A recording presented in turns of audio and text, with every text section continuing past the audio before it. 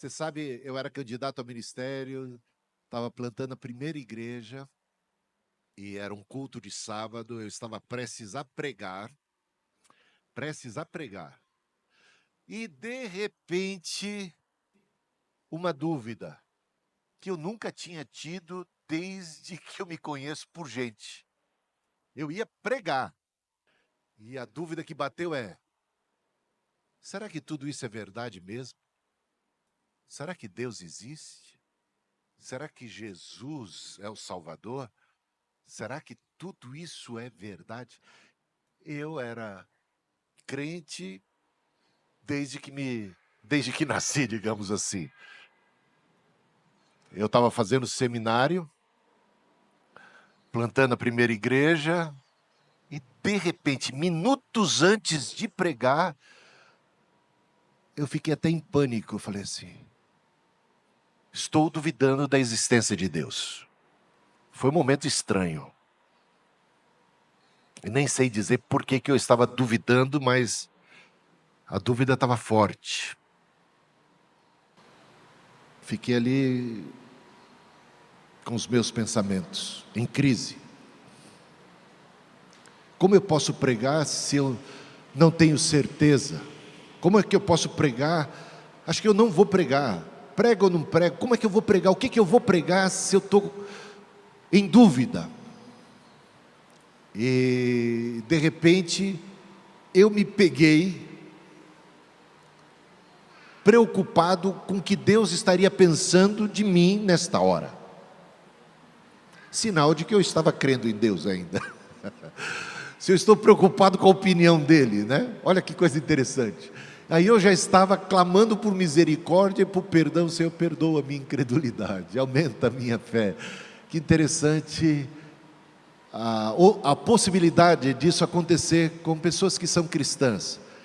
Ter momentos de dúvida, momentos de vacilo. Eu sei que o próprio João Batista teve um momento assim, quando esteve na prisão, e estava prestes a ser morto por Herodes. E cadê o Senhor Jesus para salvá-lo? Não. Um silêncio absoluto da parte de Cristo em relação à sua situação. Possivelmente orava por libertação, por cura. Entendia que Cristo, como Messias, seria o libertador de maneira mais física, concreta, trazendo um reino mais político. Talvez suas ideias ou seus conceitos a respeito do reino de Deus fizessem com que ele, naquele momento, vacilasse na sua fé em relação a Cristo. Ele, inclusive, mandou alguns de seus discípulos, João Batista tinha seguidores, até a Jesus para perguntar: és tu o Messias, ou devemos esperar outro? Ou seja, o próprio João Batista vacilou na sua fé, por conta da sua circunstância. Se a fé, por vezes, falta, como é que a gente lida com ela? Cristo na cruz disse uma frase que deixa a gente encafifado. Que frase foi essa? Deus meu, por que me abandonaste? E essa sensação de abandono, ainda quando você crê em Deus, cadê o Senhor? Cadê o Senhor que não se move? Onde está o Senhor que não age?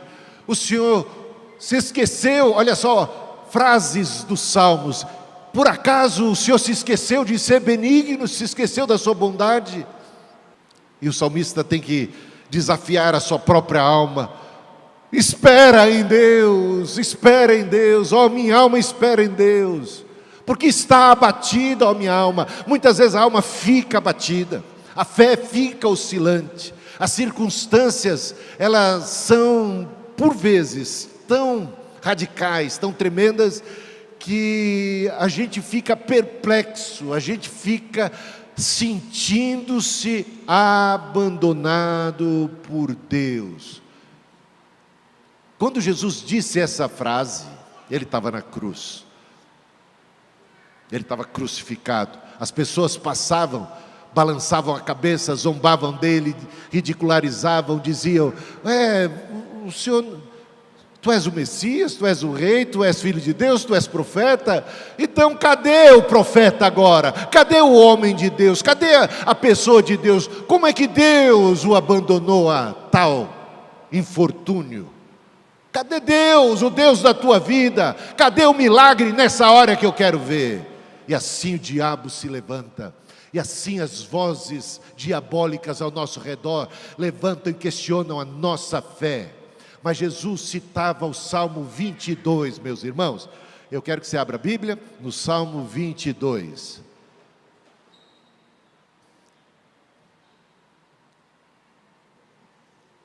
Temos, eu não sei se você sabe, uma trilogia de salmos messiânicos. Salmo 22, Salmo 23, Salmo 24. Lição de casa. Quando você chegar em casa, hoje, almoça primeiro. Pode até comer uma sobremesinha, hoje que é domingo, está valendo. Um tempinho à tarde, ou antes de dormir, leia os 3 salmos na sequência. Leia os 3 salmos na sequência e perceba a conexão entre eles. Há uma trilogia desses salmos. O Salmo 22 está falando do bom pastor que é Cristo, que é o Messias, esse bom pastor que dá a vida pelas suas ovelhas. Fala o Salmo 22 da crucificação, descreve a crucificação de nosso Senhor e Salvador Jesus Cristo em detalhes. Ele revela o que se passou, o que Cristo fez por nós, como bom pastor que deu a sua vida em favor das suas ovelhas para nos salvar. Já o Salmo 23 fala do bom pastor que cuida de nós. Jesus disse: eis que estarei convosco todos os dias até a consumação dos séculos. Ele fez por nós, Ele que foi o bom pastor que deu a sua vida por nós, Ele subiu aos céus, está sentado à direita de Deus Pai Todo-Poderoso e vive a interceder por nós e prometeu que estaria conosco e que cuidaria de nós dia após dia até a consumação dos séculos. E o Salmo 24, meus irmãos, ele fala deste bom pastor glorificado. Abram-se as portas, ó portais, abram-se para a entrada do glorioso bom pastor, do grande rei, que há de regressar a este mundo para nos abençoar, nos levar para si, para retribuir a cada um segundo as suas obras. Meus irmãos, o que Cristo fez por nós na cruz, Salmo 22, o que Ele continua a fazer por nós, Salmo 23, cuidando de nós, e o Salmo 24, o que Ele há de fazer, glorioso quando retornar. Amém? Um pouquinho mais, explorando mais, no Salmo 22, a gente vê o seguinte: Jesus citou logo na abertura o primeiro versículo, porque as pessoas estão fazendo no Salmo 22, esse salmo messiânico, os próprios judeus chamam esse salmo de messiânico, é do Messias que se trata esse salmo. E Jesus cita no momento em que ele está sendo desprezado, no momento em que as pessoas estão lançando sorte sobre as suas vestes, tudo o que o Salmo 22 descreve a respeito do sofrimento de Jesus e que está se passando naquela hora, quando as pessoas estão zombando, ridicularizando, Jesus evoca o Salmo 22, Deus meu, por que me desamparaste? E para quem é um bom judeu, para quem estava ali por trás, conspirando para a crucificação de Jesus, o restante do canto, porque canto a gente decora, não decora? Se não decora, devia decorar. Eles têm na ponta da língua o Salmo 22, é um salmo messiânico. E o que é que diz o Salmo 22? Eu vou resumir aqui: todos os que me veem zombam de mim. Estão zombando de Jesus. Meneiam, passam, balançam a cabeça, zombam de mim, desprezam. Salvou os outros, não pode salvar-se a si mesmo? Onde é que está o teu Deus? traspassaram-me as mãos e os pés. Gente, olha a descrição aqui, versículo, se você quer saber, né? É o versículo 16, Salmo 22, versículo 16, traspassaram-me as mãos e os pés, perfuraram as minhas mãos, perfuraram os meus pés, e Jesus está na cruz, está clamando, Deus meu, por que me desamparaste, porque estou aqui na cruz, e o Salmo responde àqueles que questionam, àqueles que desprezam, repartem entre si as minhas vestes, Salmo 22, versículo 18, e você tem aí o correspondente, o texto bíblico do Novo Testamento que descreve, e poderia eu gastar mais tempo para descrever esse salmo, a beleza desse salmo, mas fica como lição de casa para vocês. E o Salmo 23 todo mundo conhece, de cor e salteado. Ele prometeu que estaria conosco todos os dias, porque o Senhor, o bom pastor, Ele provê, o Senhor é o meu pastor, nada me faltará. Ele restaura e guia, restaura-me o vigor, guia-me nas veredas da justiça. Ele dá descanso, deitar-me fazem verdes passos, Ele protege, não temerei mal algum, Ele recompensa, preparas uma mesa perante mim, na presença dos meus adversários. Unges-me a cabeça com óleo, o meu cálice transborda, certamente que a bondade e a misericórdia do Senhor me seguirão todos os dias. Ele está conosco, Ele provê, Ele guia, Ele guarda, Ele consola, Ele dá paz, Ele refrigera a nossa alma. Ele mesmo quando nós estamos num vale sombrio, Ele está conosco, Ele nos consola, Ele nos sustenta, Ele é a nossa força, não estamos sozinhos. A desgraça, muitas vezes, todo o infortúnio, toda a tribulação, por pior que seja, que um servo de Deus, que uma serva do Senhor, que alguém que é cristão, que alguém que espera em Deus, esteja por enfrentar, meus irmãos, não é sinal do abandono de Deus, porque se o salmo e se a expressão de Jesus foi, Deus meu, por que me desamparaste? Quando você lê todo o salmo, você percebe que a resposta, que a conclusão, que o fechamento desse salmo é a certeza de que não fomos abandonados. Cristo não foi abandonado na cruz, fazia parte do propósito eterno de Deus. E nada pode nos separar do amor de Deus que está em Cristo Jesus, nem a morte, nem a perseguição, nem a tortura, nem a angústia, nem a fome, nem a nudez, espada. Porque eu estou bem certo disto, diz o apóstolo Paulo. A sua vara e o seu cajado nos consolam. Agora chegamos no Salmo 24, o supremo pastor que retorna em glória. Se o Salmo 22 retrata o que Cristo fez, o Salmo 23 retrata o que Ele continua a fazer, o 24 aponta para o que Ele ainda fará, quando Ele virá para ser glorificado. Abram-se, ó portais, abram-se, ó portas antigas, para que o Rei da Glória entre. Quem é esse Rei da Glória, meus irmãos? Quem é Ele, senão o nosso Senhor Jesus Cristo, o Senhor dos exércitos? Ele é o Rei da Glória, quando se manifesta. Veja o que diz Pedro, em 1 Pedro 5,4, quando se manifestar o Supremo Pastor, vocês receberão a imperecível coroa de glória, e Ele há de retornar, meus irmãos, e será o dia da manifestação dos filhos de Deus, juntamente com a manifestação do Filho glorioso de Deus, esse bom pastor que virá em glória, e nós o acolheremos, nós como um comitê de boas-vindas, ressuscitados, transformados, com corpo glorificado, subiremos ao encontro do Senhor nos ares, e o acompanharemos na sua descida.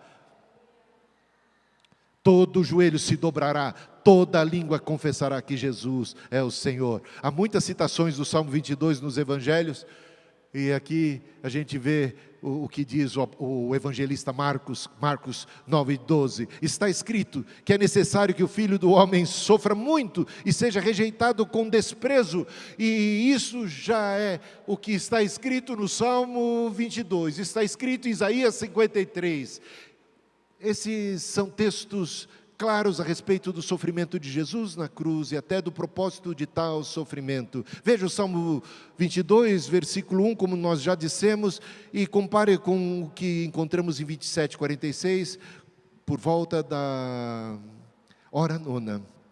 Jesus bradou em alta voz, Deus meu, por que me abandonastes? Versículo 7, caçoam de mim todos os que me veem, balançando a cabeça, lançam insultos contra mim.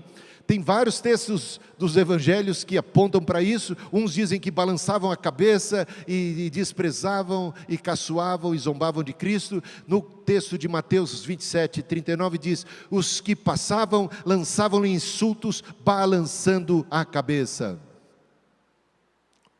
Próximo. Versículos 7 e 8 também. E a gente encontra, diz assim: recorra, versículo 8, né? Do Salmo 22. Recorra ao Senhor, que o Senhor o liberte, que Ele o livre, já que Ele quer bem. Se é fato que você é um escolhido, se é fato que você é filho de Deus, então que o Senhor te ajude nessa hora. Estamos aqui para presenciar o socorro de Deus. Cadê que o Senhor te livra? Não estamos vendo o livramento dele, sinal de que Deus não está com você. Olha a teologia da prosperidade aí, em questão. Né? Se somos de Deus, será que todos os ventos sopram a favor o tempo todo?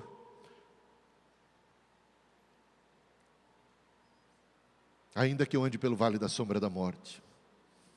O povo, veja só, Lucas 23, 35 e 36. O povo ficou observando e as autoridades o ridicularizavam. Salvou os outros, diziam: salve-se a si mesmo, se é o Cristo de Deus, o escolhido. Cadê? Cadê o livramento? E a gente sabe que o livramento virá.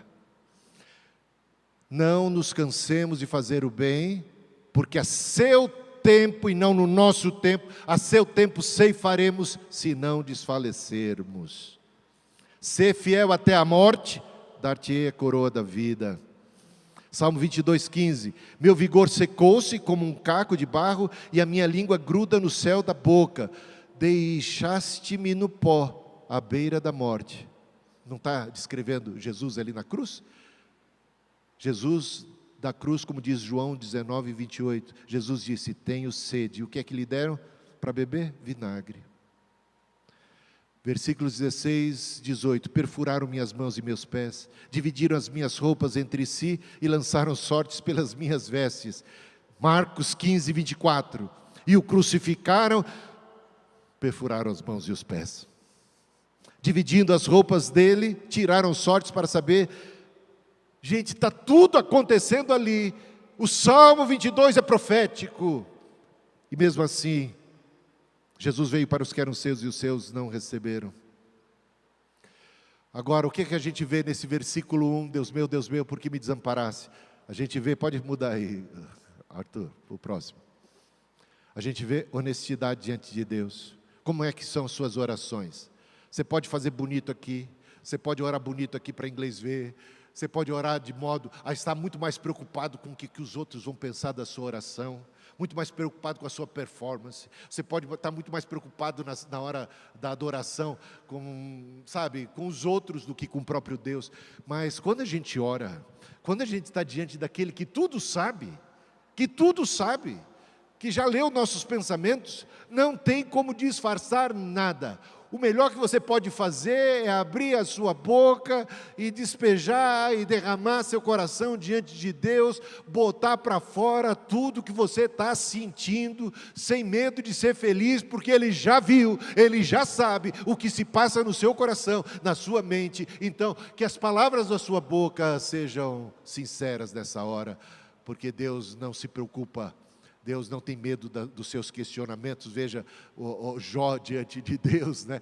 E os questionamentos que ele levanta. Deus não se intimida diante das suas palavras. Então seja o mais honesto possível, como o salmista foi, como Jesus foi, como Pedro e tantos outros foram diante de Deus. Próximo slide. Crise da fé, é o clamor da alma, meus irmãos. Todos nós passamos por crises, por dificuldades, por lutas que desafiam a nossa fé. Todos nós, até o Jesus expressou uma sensação, uma percepção de desamparo, sentiu-se entregue. Aliás, o apóstolo Paulo, ele não esconde a realidade. Ele diz: somos entregues à morte todo o dia. Fomos reputados como ovelhas para o matadouro, mas em todas essas coisas somos mais do que vencedores. No mundo tereis aflições, disse Jesus, mas tende bom ânimo. Ele prometeu que nós passaríamos por aflições, mas Ele garantiu estar presente, ser o bom pastor, que sua vara e o seu cajado estariam ali conosco para nos sustentar, e nos prometeu a vitória final. A ausência aparente de Deus, em horas como esta, não significa de fato abandono, como a gente vê no próprio Salmo 22, mas um convite para confiarmos ainda mais nele e nele esperarmos. Os 2 hinos que cantamos, se a fé por vezes falta, quando o sol não posso ver, e aí? A Jesus eu digo humilde, fraco, quebrado. Ó Senhor, quem eu tenho na terra senão a Ti? Quando a gente chega nessa condição, meus irmãos, porque, pensa bem, para chegar nessa condição, para dizer, quem eu tenho na terra senão o Senhor, é porque chegamos ao ponto daquela mulher, do fluxo de sangue, que tinha até recursos financeiros, e despendeu ao longo de 12 anos, todos os seus recursos, toda a sua riqueza, com a medicina, com médicos, e nada alcançou. Está pobre, sem recursos, já apelou para tudo quanto é saída humana, e se vê completamente à mercê daquela enfermidade que assombra, a oprime e quase a mata. Quem tenho eu na terra, no céu, senão a Ti somente?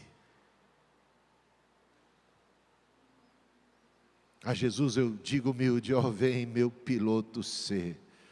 Quando os discípulos estavam no meio daquela tempestade, e entenda que Marcos capítulo 4, capítulo 5 descrevem que Jesus convidou os discípulos a irem com Ele, entrarem dentro daquele barco e passarem para outra margem do mar, para o outro lado. Essa viagem foi um convite de Jesus, contava com a presença de Jesus, e de repente o temporal, uma tempestade daquelas que assustou pescadores experientes, gente do mar, que se viu à mercê, assombrado pelo tamanho das ondas, pela força dos ventos, o barco quase indo a pique, enchendo-se de água, e eles contemplam Jesus dormindo, aparentemente indiferente ao que se passava com eles. Eles desesperados, eles com medo de que o barco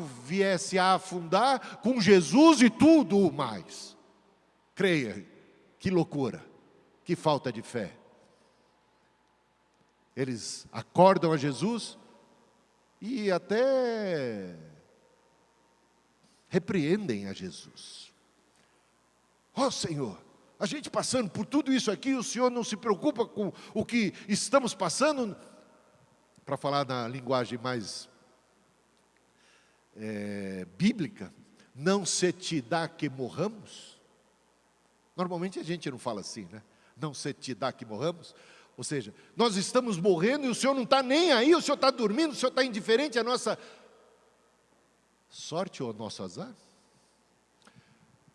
Jesus se levanta, com uma só palavra repreende o vento e as ondas, tudo se acalma, e os discípulos ficam maravilhados.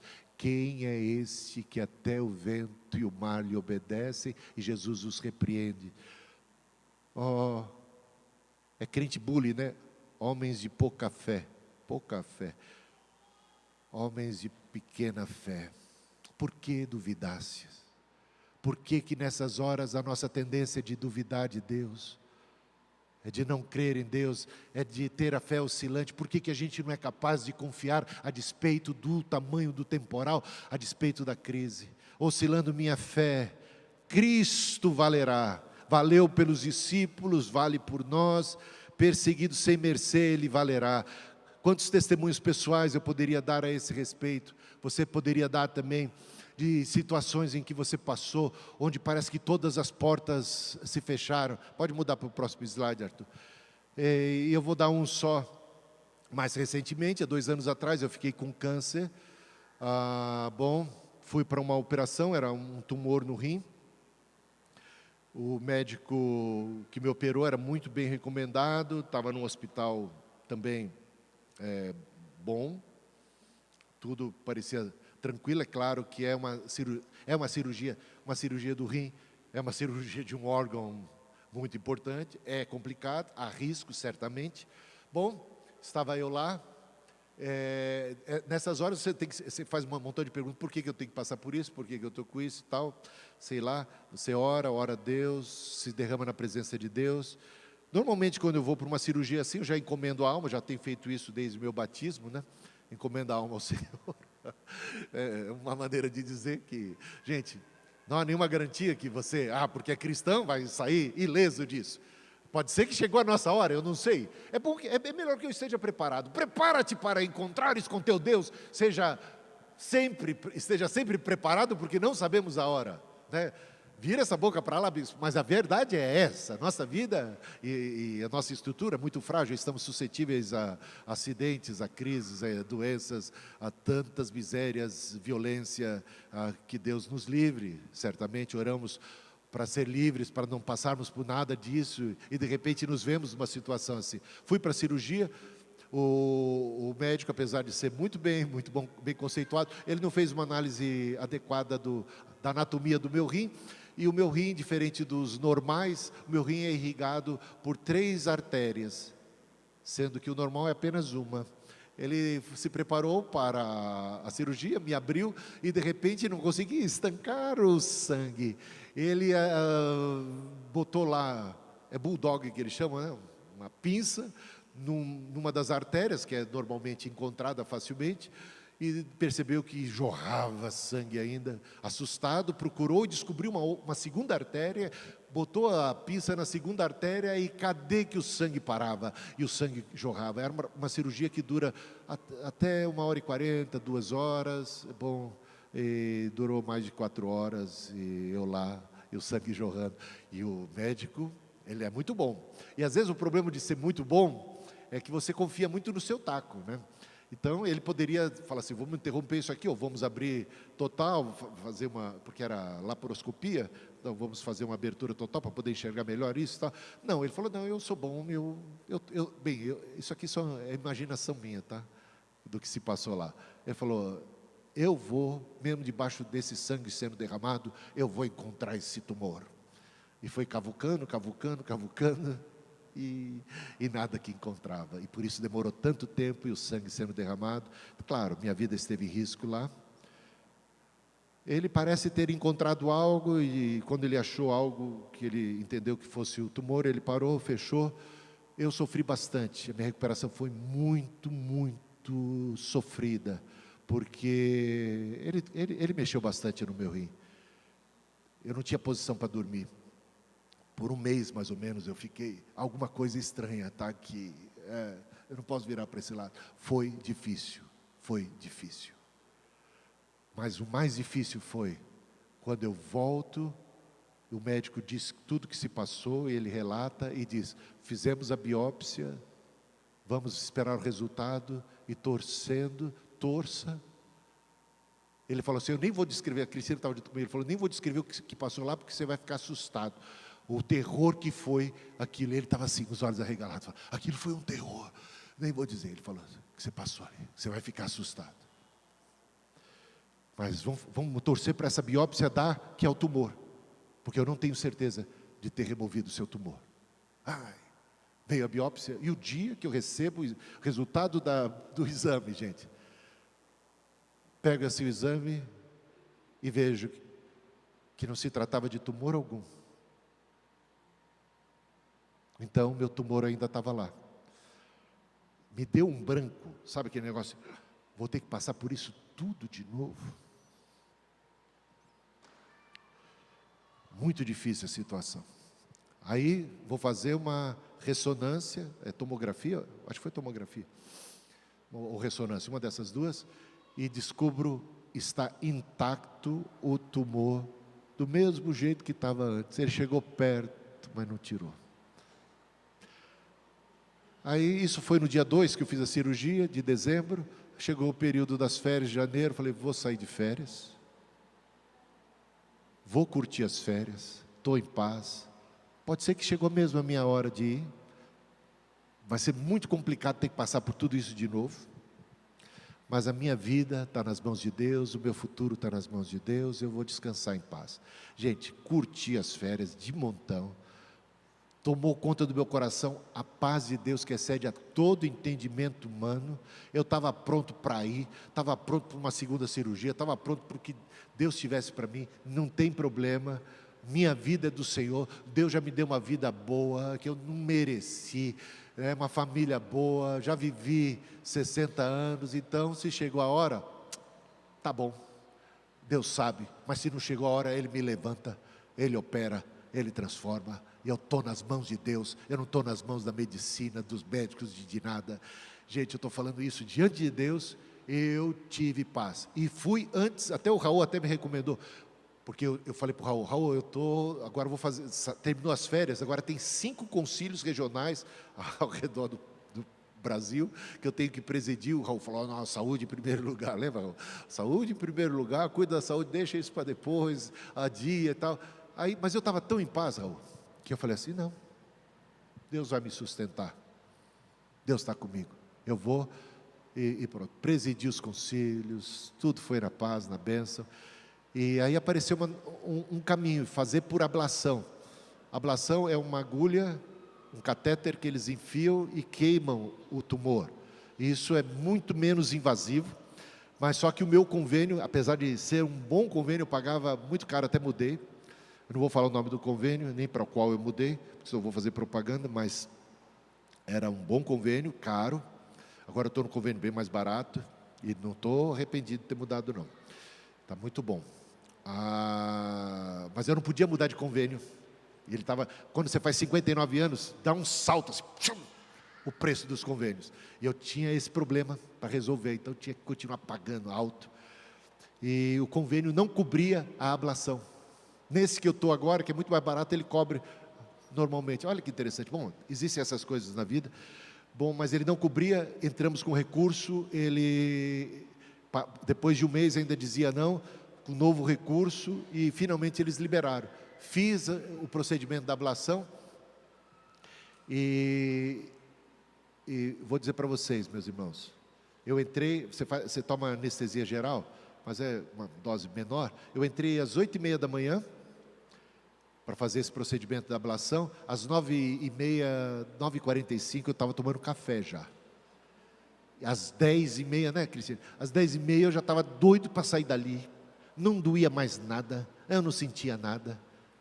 E às 2h da tarde fomos liberados, fui para casa, não senti mais nenhum problema. Já fiz 3 ressonâncias e tomografias e ultrassons, tudo, ao longo desses quase 2 anos, né? Quase 2 anos, e vai fazer em maio agora, 2 anos exatos, e não há mais nenhum vestígio de tumor, tá bom?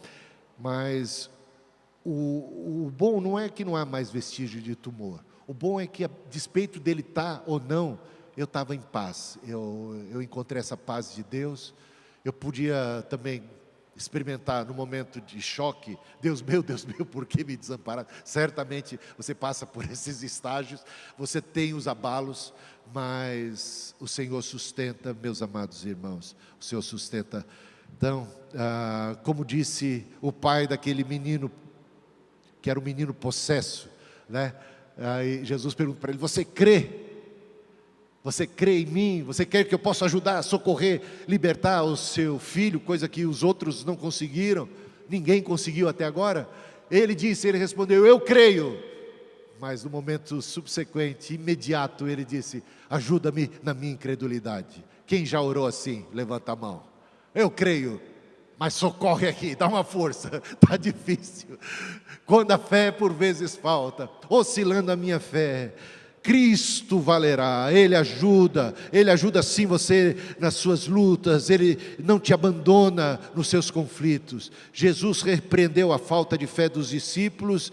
Moisés também não confiou muito em Deus, quando ele feriu a rocha e não apenas falou, ele apelou por velho e bom método do cajado, que certa vez no passado ele utilizou para a abertura do Mar Vermelho, e agora está para tirar água da rocha. Ele falou, só falando, será que vai dar certo? Deus falou que era só para eu falar, mas eu não estou botando muita fé, eu vou apelar para o bom e velho método do cajado. E ele se deu mal, você sabe, né? João Batista então teve também os seus conflitos, e Jesus intercedeu por Pedro. Satanás pediu para cirandar com a tua vida, para te peneirar, mas eu roguei ao Pai para que a tua fé não desfalecesse. Meus irmãos, nós oramos assim: não nos deixes cair em tentação, mas livra-nos do mal. Você não ora assim? Então é o Senhor que te sustenta, Ele sustenta a tua fé. Assim como os discípulos, nós podemos também clamar ao Senhor: aumenta a nossa fé. Deus nos convida a confiar nele, mesmo quando as circunstâncias nos fazem duvidar. E caminhando já para o final, a gente pode ver nesse salmo, ver algumas lições preciosas.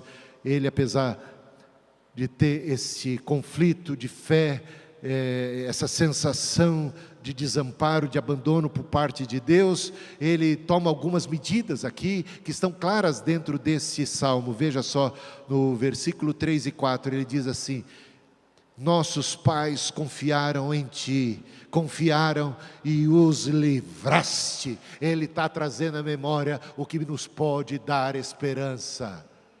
Ele está trazendo os grandes feitos do Senhor no passado, na sua história. Olha para trás, nessas horas de aflição, quando eu passava por tudo isso, eu lembrava de tantos milagres, da boa mão de Deus na condução da minha história de vida, e isso enchia o meu coração de esperança, de fé. Versículo 9, contudo, Tu és quem me fez nascer, foi o Senhor quem me deu a vida, e me preservaste até aqui, estando eu ainda no seio da minha mãe. Lembra de quem foi Deus, de quem é Deus na história da sua vida. Outra lição muito importante: confie no caráter de Deus. Veja aqui no versículo 3, ele diz: Tu és santo. Ele mesmo, no conflito, ele afirma o caráter, a fidelidade, o caráter de Deus. E outra coisa que ele faz, ele persiste em oração. Orai sem cessar, não cesse de orar, não cesse de esperar em Deus, continua, persevera. No versículo 11, ele continua orando: não te distancies de mim. No versículo 19 a 21, ele diz: não te afastes de mim, força minha, apressa-te em socorrer, livra minha alma da espada e das presas do cão, a minha vida, salva-me da boca do leão e dos chifres dos búfalos. Sim, Tu me respondes.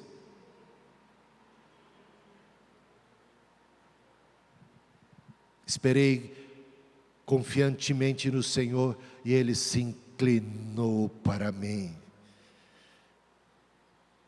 Salmo 40. Celebre a vitória antes mesmo de experimentá-la. Por quê? Porque em Cristo nós já somos mais do que vencedores. A meus irmãos, ele diz no versículo 22, declararei o teu nome no meio da congregação, eu te louvarei. Eu vou dar testemunho. O que eu fiz ao contar do que se passou comigo é um testemunho. Eu quero declarar para todo mundo que Deus é bom, que Deus é fiel, que Ele é poderoso, que vale a pena esperar no Senhor. Eu quero que você aumente a sua fé. Eu quero que você ponha a sua fé em Cristo e nele tão somente.